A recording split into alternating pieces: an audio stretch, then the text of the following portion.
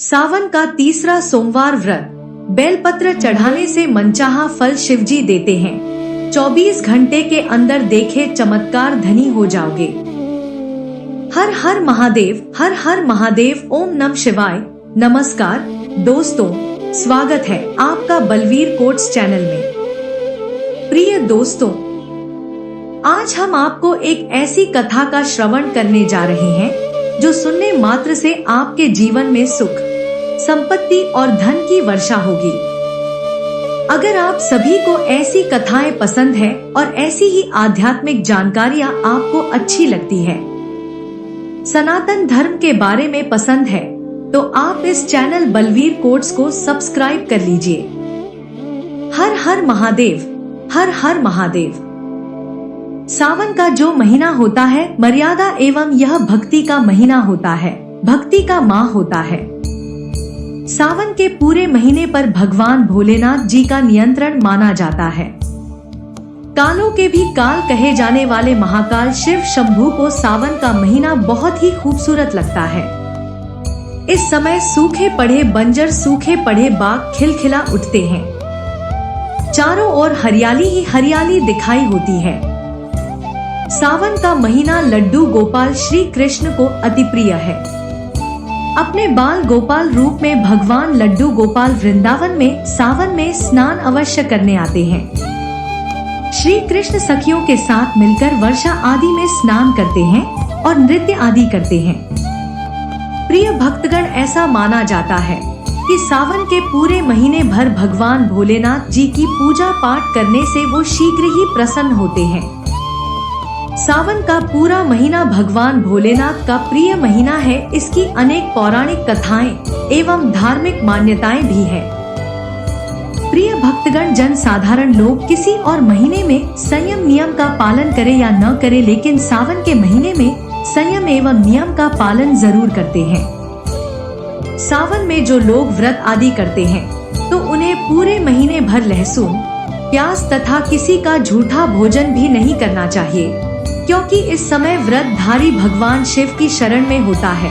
तो आप कोई भी ऐसा पाप न करें जिससे भगवान शिव क्रोधित हो जाए। तो आज की जो वीडियो है बहुत ही सुंदर है, ज्ञानवर्धक जानकारी है। इस वीडियो को अपने फायदे के लिए जरूर पूरा देखना है, क्योंकि अधूरा ज्ञान हमेशा अधूरा फल ही देगा और भगवान शिव का अपमान भी माना जाएगा। इसलिए सावन के शुभ अवसर पर वीडियो को अंत तक जरूर देखें और कमेंट में अपनी राशि जरूर डाल दीजिएगा। यदि हमारे पास कोई उपाय होगा तो वह आकर हम आपके कमेंट के रिप्लाई में जरूर बताएंगे। सावन के महीने की विशेष महत्व कुछ इस प्रकार से है दोस्तों। सावन के महीने में ही समुद्र मंथन हुआ था। सावन के महीने में ही माता लक्ष्मी उत्पन्न हुई थी और माता लक्ष्मी को धन की देवी का दर्जा सावन के महीने में ही प्राप्त हुआ था। प्रिय भक्तगण, सावन के महीने में ही भगवान भोलेनाथ भूलोक पर आ जाते हैं और भूलोक पर जिनके घर पर यथावश शिवलिंग रखा हुआ होता है तो उनके घर में भगवान आशिंक रूप में जरूर आते हैं।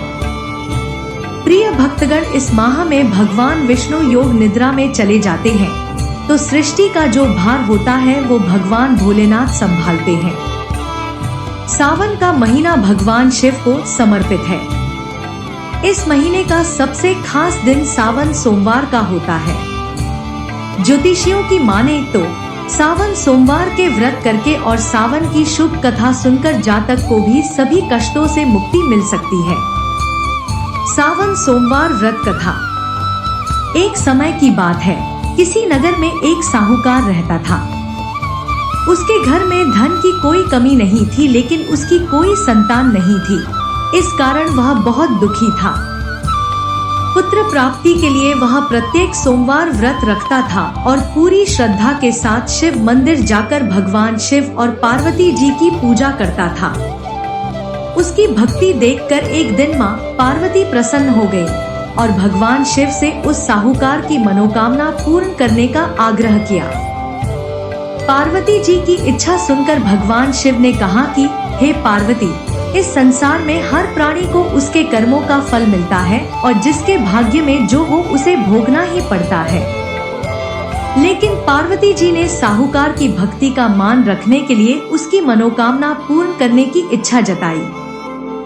माता पार्वती के आग्रह पर शिवजी ने साहूकार को पुत्र प्राप्ति का वरदान तो दिया, लेकिन साथ ही यह भी कहा कि उसके बालक की आयु केवल 12 वर्ष होगी। माता पार्वती और भगवान शिव की बातचीत को साहूकार सुन रहा था। उसे ना तो इस बात की खुशी थी और ना ही दुख। वह पहले की भांति शिवजी की पूजा करता रहा।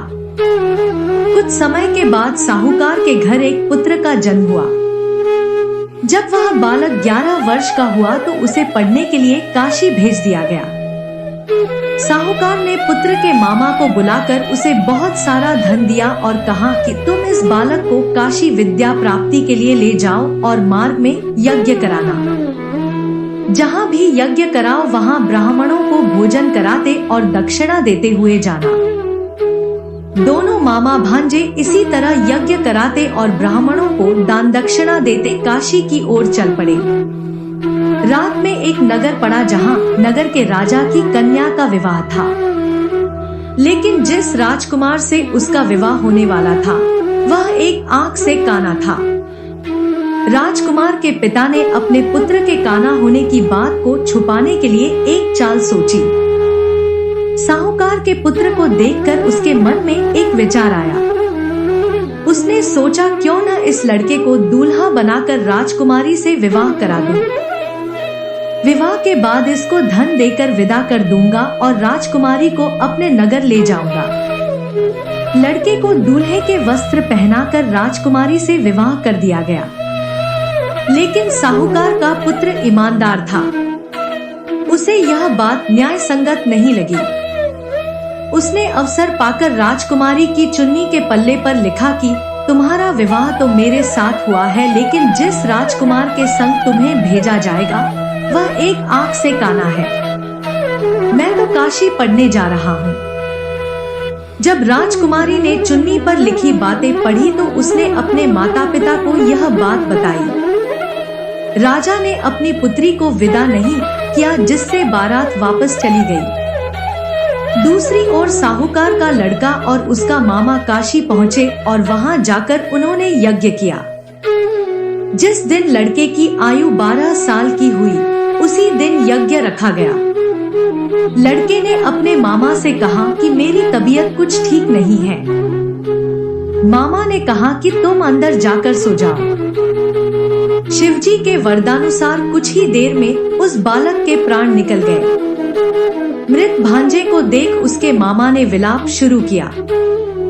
संयोगवश उसी समय शिवजी और माता पार्वती उधर से जा रहे थे। पार्वती ने भगवान से कहा, स्वामी, मुझे इसके रोने के स्वर सहन नहीं हो रहा। आप इस व्यक्ति के कष्ट को अवश्य दूर करें। जब शिवजी मृत बालक के समीप गए तो वह बोले कि यह उसी साहूकार का पुत्र है जिसे मैंने 12 वर्ष की आयु का वरदान दिया। अब इसकी आयु पूरी हो चुकी है। लेकिन मातृभाव से विभोर माता पार्वती ने कहा कि हे महादेव, आप इस बालक को और आयु देने की कृपा करें, अन्यथा इसके वियोग में इसके माता पिता भी तड़पत्र कर मर जाएंगे। माता पार्वती के आग्रह पर भगवान शिव ने उस लड़के को जीवित होने का वरदान दिया। शिवजी की कृपा से वह लड़का जीवित हो गया। शिक्षा समाप्त करके लड़का मामा के साथ अपने नगर की ओर चल दिया। दोनों चलते हुए उसी नगर में पहुँचे जहाँ उसका विवाह हुआ था। उस नगर में भी उन्होंने यज्ञ का आयोजन किया। उस लड़के के ससुर ने उसे पहचान लिया और महल में ले जाकर उसकी खातिरदारी की और अपनी पुत्री को विदा किया। इधर साहूकार और उसकी पत्नी भूखे प्यासे रहकर बेटे की प्रतीक्षा कर रहे थे। उन्होंने प्रण कर रखा था कि यदि उन्हें अपने बेटे की मृत्यु का समाचार मिला तो वह भी प्राण त्याग देंगे, परंतु अपने बेटे के जीवित होने का समाचार पाकर वह हत प्रसन्न हुए। उसी रात भगवान शिव ने व्यापारी के स्वप्न में आकर कहा, हे श्रेष्ठी, मैंने तेरे सोमवार के व्रत करने और व्रत कथा सुनने से प्रसन्न होकर तेरे पुत्र को लंबी आयु प्रदान की है। इसी प्रकार जो कोई सोमवार व्रत करता है या कथा सुनता और पढ़ता है, उसके सभी दुख दूर होते हैं और समस्त मनोकामनाएं पूर्ण होती हैं। सावन सोमवार व्रत पूजन विधि। सावन के सोमवार स्नानादि के बाद शिवजी के मंदिर जाएं। मंदिर घर से नंगे पैर जाएं और घर से ही लोटे में जल भरकर ले जाएं। मंदिर जाकर शिवलिंग पर जल अर्पित करें। भगवान को साष्टांग करें। वहीं पर खड़े होकर शिव मंत्र का 108 बार जाप करें। दिन में केवल फलाहार करें। सायंकाल भगवान के मंत्रों का फिर जाप करें तथा उनकी आरती करें। अगले दिन पहले अन्न वस्त्र का दान करें, तब जाकर व्रत का पारण करें। सावन सोमवार व्रत का महत्व। सावन के महीने में सोमवार का दिन अत्यंत शुभ होता है। दुनिया भर में हिंदू भक्त इस महीने के दौरान सावन सोमवार व्रत रखते हैं। ऐसा माना जाता है कि श्रावण मास के दौरान सोमवार व्रत करना और भगवान शिव की पूजा करना अन्य महीनों की तुलना में 108 गुना अधिक लाभप्रद और शक्तिशाली होता है। ज्योतिषियों के अनुसार श्रावण सोमवार का दिन बहुत शुभ माना जाता है, क्योंकि श्रावण मास के सोमवार को ब्रह्मांड शिव तत्वों, शोभ तत्वों से भरा होता है। शिव तत्व मन और इंद्रियों को शुद्ध करते हैं और आत्मा को ज्ञान प्रदान करते हैं। ऐसा माना जाता है कि जो कोई भी सावन सोमवार के दौरान भगवान शिव की पूजा करता है, वह भगवान शिव की दिव्य ऊर्जा से लाभान्वित होता है और उसकी विशेष कृपा और शक्ति प्राप्त करता है। श्रावण सोमवार व्रत भारतीय हिंदू महिलाओं के लिए बहुत महत्वपूर्ण है। अविवाहित महिलाएं श्रावण सोमवार व्रत करके मनचाहा पति प्राप्त कर सकती हैं, जबकि विवाहित महिलाएं भगवान शिव की पूजा करके और सावन महीने के सोमवार व्रत का पालन करके वैवाहिक आनंद और अपने पति के लिए दीर्घायु प्राप्त कर सकती हैं। श्रावण मंगलवार व्रत, जिसे मंगला गौरी व्रत कहा जाता है, का पालन करने से भी विवाहित महिलाओं को सुखी और आनंदमय वैवाहिक जीवन का आशीर्वाद मिलता है। आपके जीवन में धन धान्य की कमी नहीं होगी। जीवन में धन और समृद्धि पाना चाहते हैं? जूही के फूलों से भगवान भोलेनाथ की पूजा करने से भक्तों को धन की प्राप्ति होती है। इससे घर में धन और अनाज की कमी दूर होती है और घर में समृद्धि और धन आता है। भगवान शिव के शिवलिंग पर भांग चढ़ाने से भी भक्तों को अपने पिछले पापों से मुक्ति मिलती है। इससे आपकी सभी परेशानियां दूर होती हैं और आपको सफलता और खुशियां पाने में मदद मिलती है। सावन के तीसरे सोमवार के व्रत का नियम। 1. सूर्योदय से पहले उठ जाएं, नहाकर साफ कपड़े पहने। 2. सूर्योदय से पहले की गई शिवजी की पूजा बहुत ही फलदायी होती है। 3. शिव मंदिर में जाकर दर्शन और पूजा करें। 4. बेलपत्र, धतूरा और दूध शिवलिंग पर चढ़ाएं। 5. भगवान शिव और माता गौरी की एक साथ पूजा करें। 6. इंद्रियों पर काबू रखें, किसी का बुरा न सोचें। 7. संयम से रहें, सादा फलाहार करें। 8. बालों को न कटवाएं। सावन के तीसरे सोमवार के व्रत में क्या फलाहार करें? स्किम्ड मिल्क के साथ फल ले सकते हैं। भीगे बादाम खा सकते हैं। सेंधा नमक डालकर साबूदाने से बना कोई चीज खा सकते हैं।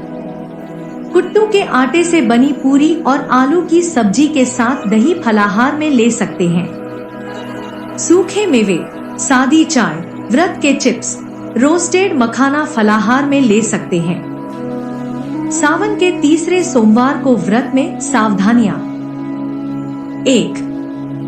मांस, मदिरा और तामसिक भोजन से दूर रहें। 2.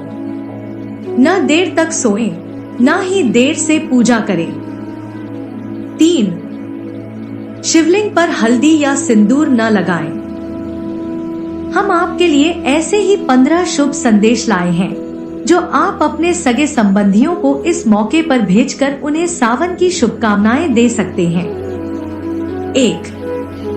एक पुष्प, एक बेलपत्र, एक लोटा जल की धार, कर दे सबका उद्धार। सावन की आपको शुभकामनाएं। 2 मंदिर की घंटी, आरती की थाली, नदी के किनारे सूरज की लाली, जिंदगी में आए खुशियों की बहार। मुबारक हो आपको सावन का त्योहार। 3 शिव की भक्ति से नूर मिलता है, सबके दिलों को सुकून मिलता है।